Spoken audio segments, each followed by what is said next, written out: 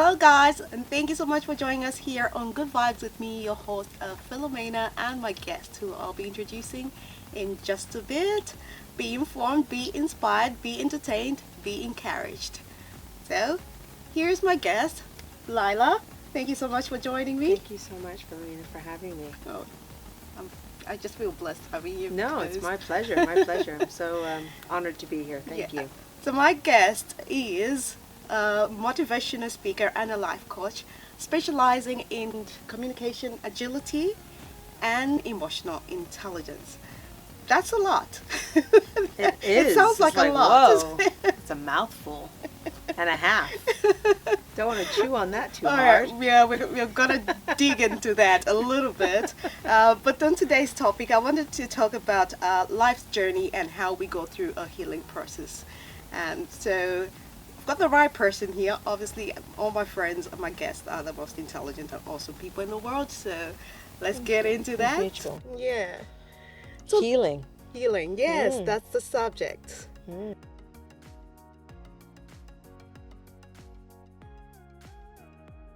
We get to a point, and this is in psychology, where the pain of being where you are outweighs the gain of where you're deciding to stay. It's like for when you want to lose weight and a person goes, I've just tried all these diets and it's not working.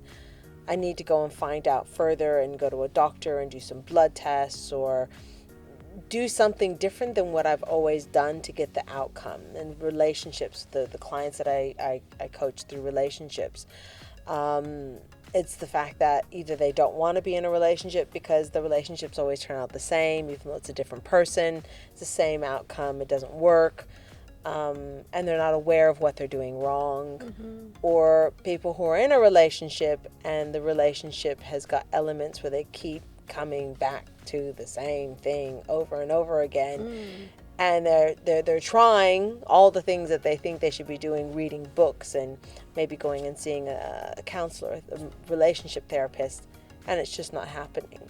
And so I think those are the general ideas, or it's something inside of you that either we decide to listen to or we don't decide to listen to, that will then open that floodgate of doing the work that we need to do internally.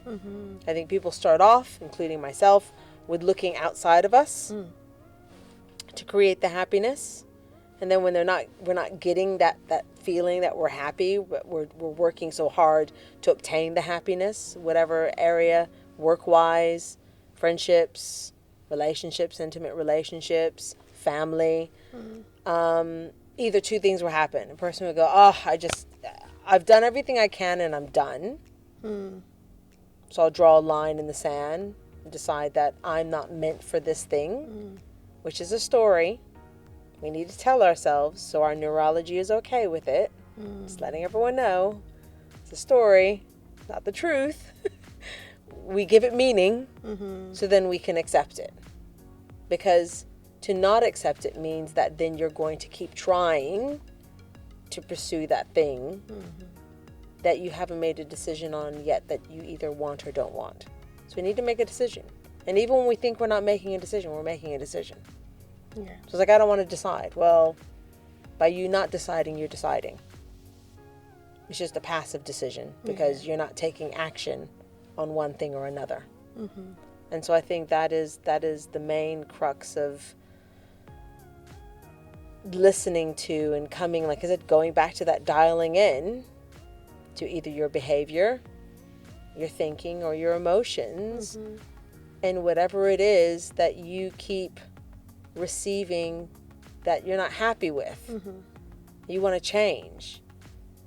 And maybe you've tried to change it and you're not getting anywhere. Then it's like, okay, well then go and get some help. If it's not, once again, I'm not going to poo-poo doctors. Doctors are amazing and all the education and everything that they do. But I think that we also are in this culture whereby I'll go to the doctor and say, oh, doctor, I'm going through a really bad spot at the moment where I'm just really emotional. And I don't know, and this is a true story, I don't know what's going on with me. Because I can't stop crying and I should be happy, but I'm not happy. And so what do I do? Because I go to the doctor because I can't figure out why I'm just so emotional. The doctor goes, here's some antidepressants.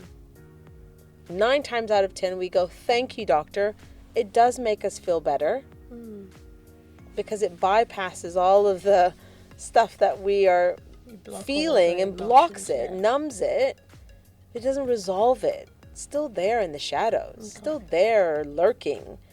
And so either we want to become those type of people who become codependent on just self-managing through prescription drugs, or going, okay, maybe it's got to the point where I need them because I need to get my mental state, my physical state to a point where I can manage.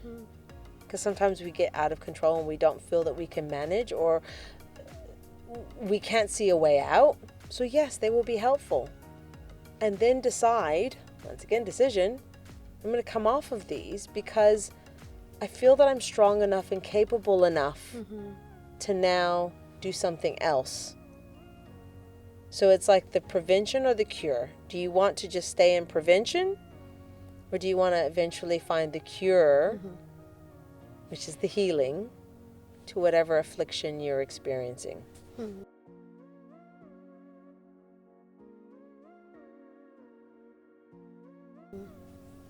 Yeah, that's great. And while I appreciate your job as coaches, therapists, and then you've got the doctors who obviously are gonna medicate medicate your emotions. Or just medicate whatever ailments you have. Yes, and everyone's got their roles, but I appreciate a lot with like therapy, and I would encourage everyone to go and seek therapy in some form, some shape or form. But with people, most of the time when people hear that, they're hearing commitment. Maybe they don't have enough time, or I don't know, but also money, because it doesn't normally come free. Where would people get that kind of support if probably they don't have a lot of time or on their hands, or they don't have the resources to like pay for a coaching session or therapy sessions? Listen, myself included, and many other coaches, therapists with various modalities.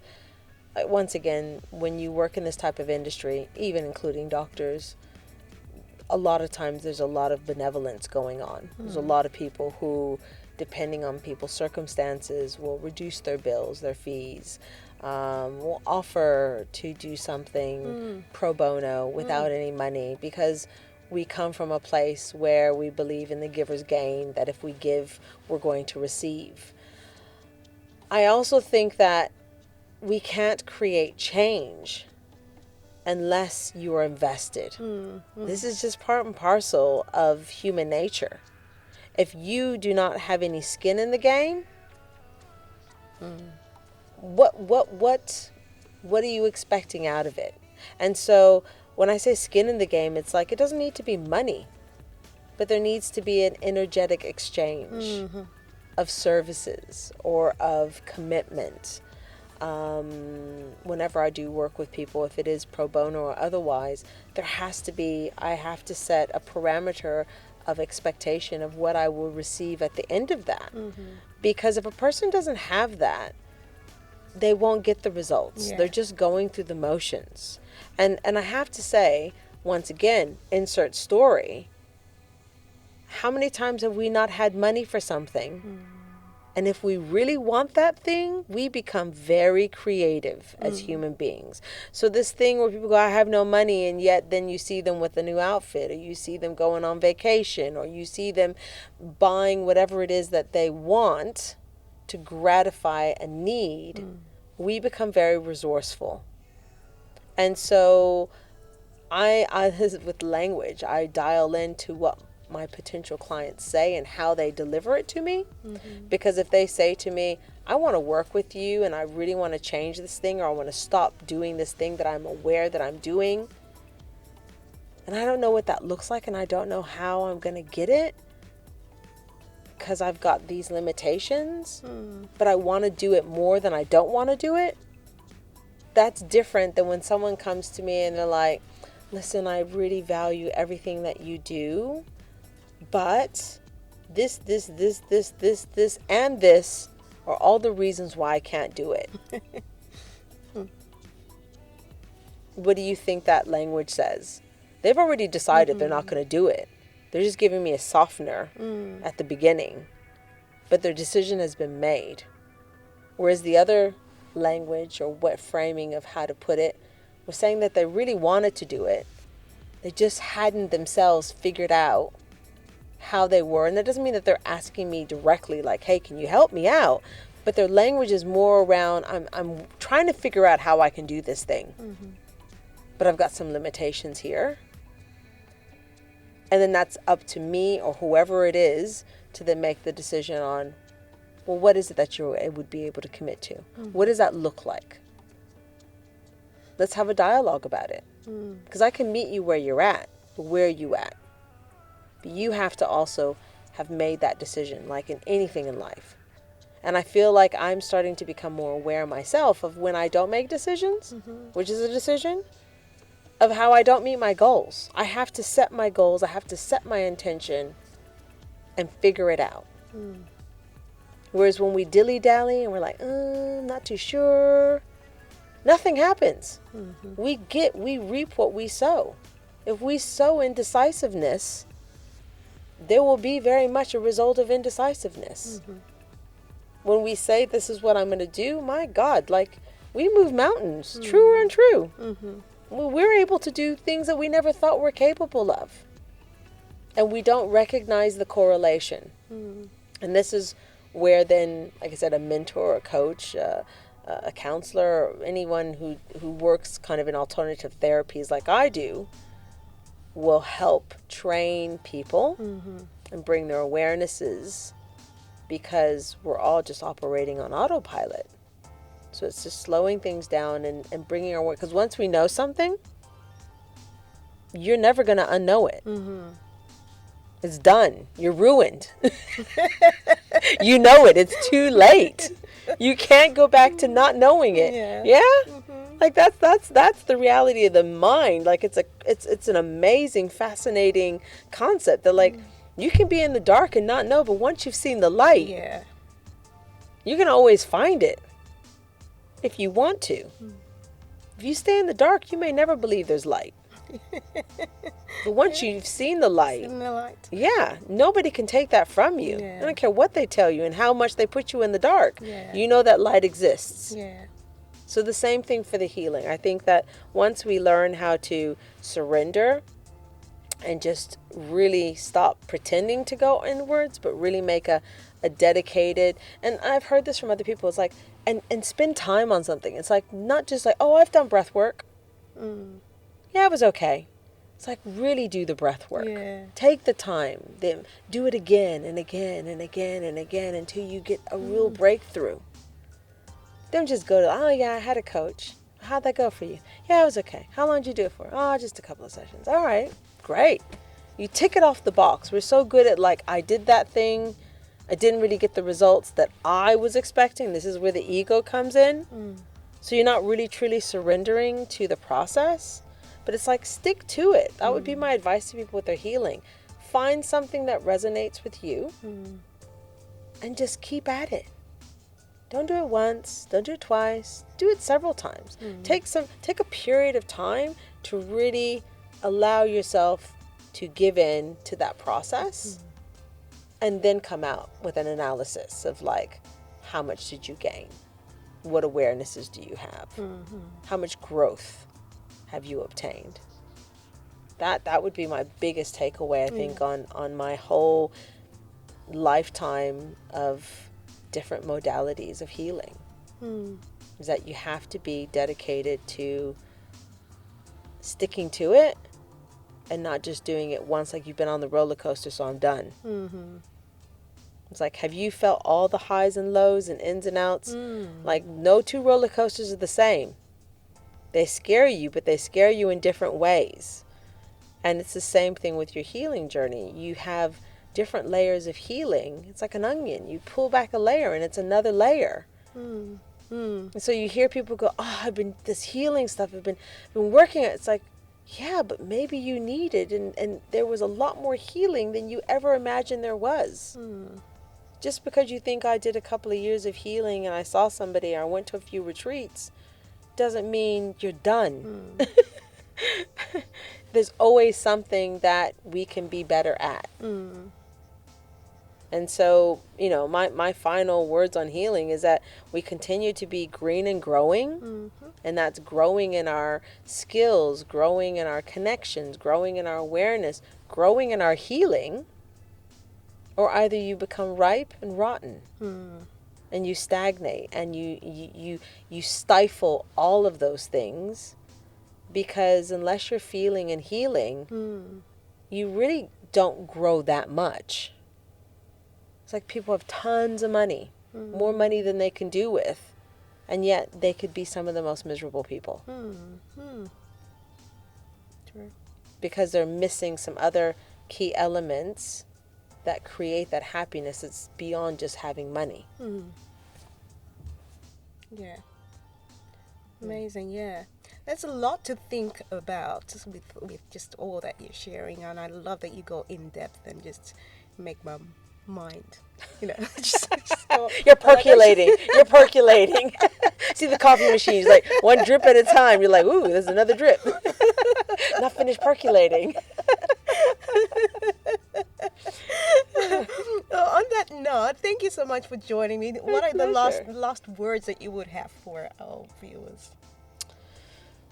I think, once again, going back to that word surrender, it's a big one. And not for everyone can, you know, the thought of surrendering, for those who spend their lives in a lot of control, is like, maybe start back with like looking at the 6 core needs. Go onto YouTube and look up what the 6 core needs are of a human being. And just delve into what those elements are, to then be able to understand how to begin the process of surrendering. Because I think for people maybe who have more spirituality in their lives, whether they believe in monotheism or any other type of form of spirituality, I think it's a little bit easier.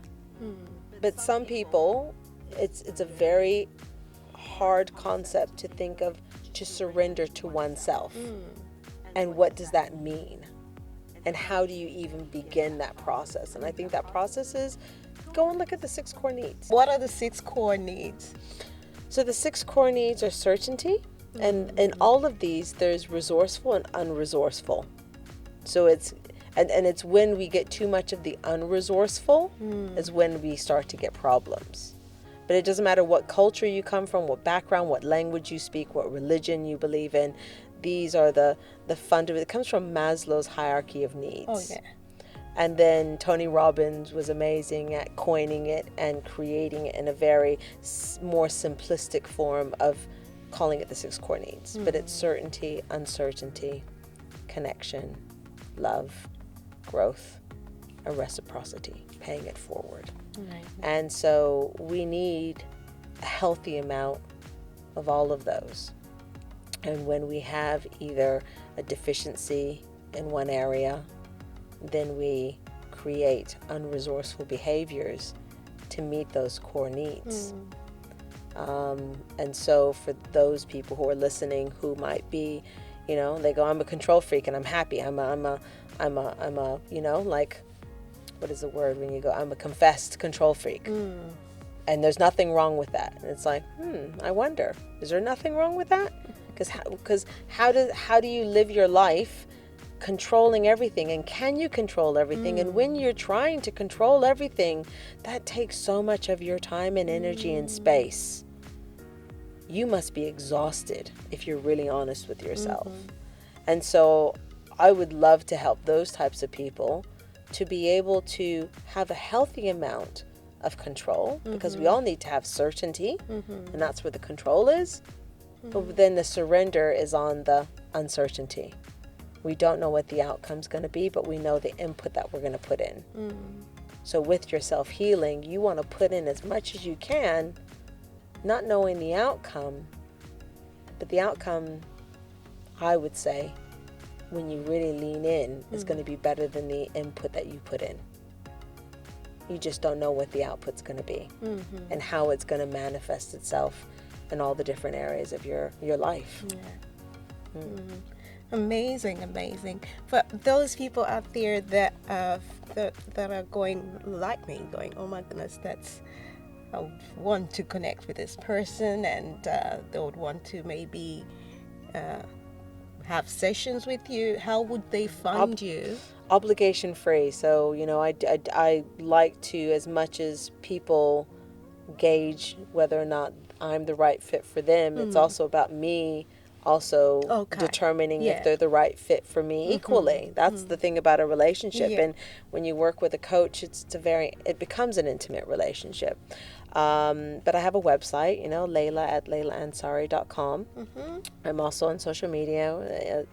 Not so good with the LinkedIn, but the Facebook and the Instagram, definitely you can find me on that. And like I said, link into my Calendly or my Linktree and book yourself a half an hour strategy call where we just discuss what it is that you think you would like to become better at in an area of your life, whether it's communication, a particular relationship, you're seeking, advancement in work with teams to help teams, because, the people within a company's team is the soul or the main artery in the outcome and the production and the productivity of the team. So it's like, let's look at the healthiness of the team and how that is, because a lot of times, like a current person I'm working for, the owner is the linchpin.